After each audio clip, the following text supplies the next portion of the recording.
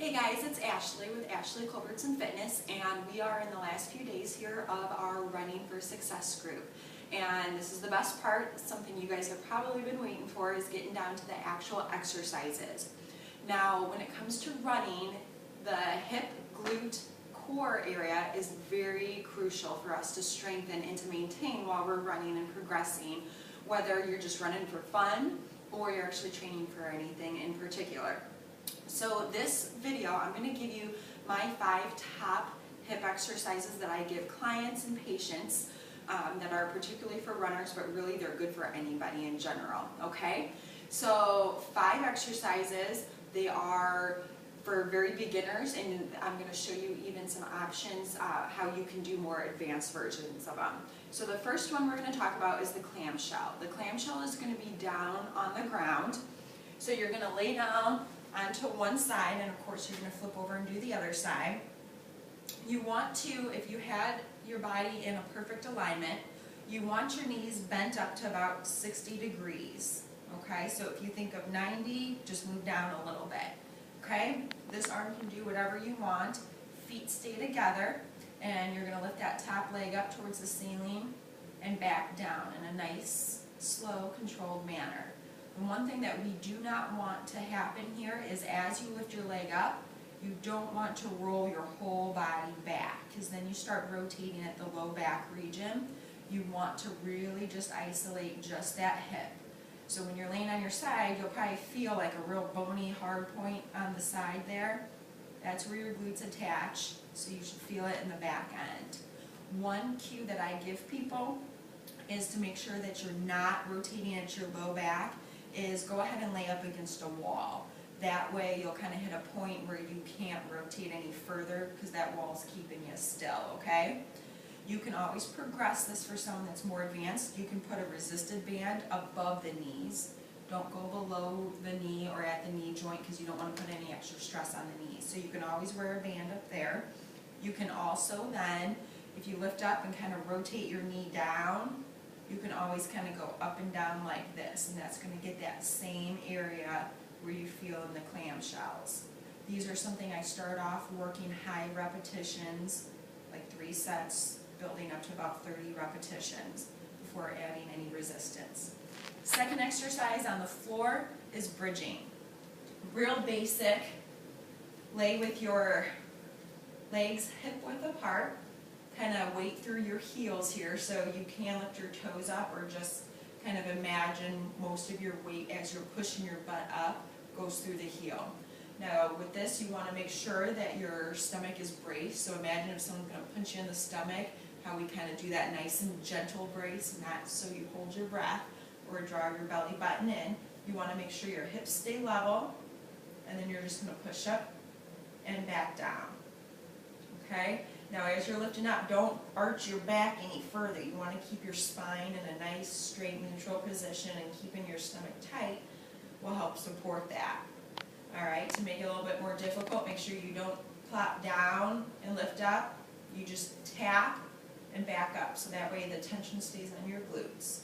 To make it more difficult, you could always stay up, do a little bit of marching. You can also put one foot on that opposite knee and bridge up this way. The next progression would be leg straight out. The straighter your leg is, the longer the lever arm, meaning the more weight it's going to feel like you're having to hold up. So then you can just alternate. Again, a couple sets, 2-3 sets of 10, building up your repetitions to about 30 before. I have even done with the band above the knees again, because the band's going to make your knees drop in, and you have to concentrate on keeping your knees apart, which is going to put more tension on those hips. 3 and 4 is you're going to come down into a plank position on your forearms. Okay? Make sure you're not sagging down here or arching too high up. You want to be nice and level. And what you're going to do is leg lifts. So you're just trying to push your heel up through the ceiling. Now you don't want to kick too high where you're rotating, or kicking where you start arching your back, okay? You want to just extend enough so you start to feel it at the top part of your buttocks there. So really for some people it's not lifting as high as you would think.